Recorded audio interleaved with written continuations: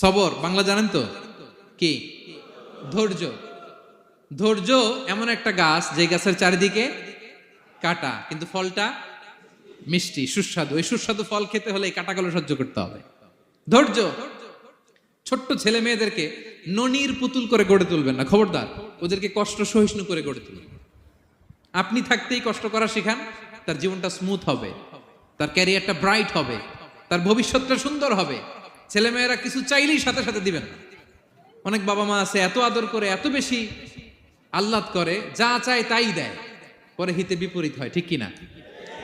ছেলে মেয়েকে অভাব শেখান, ছেলে মেয়েকে কষ্ট শেখান, ওদেরকে সংগ্রাম শেখান, প্রতিকূল পরিবেশে কি করে টিকে থাকতে হয় এটার সবক শেখান।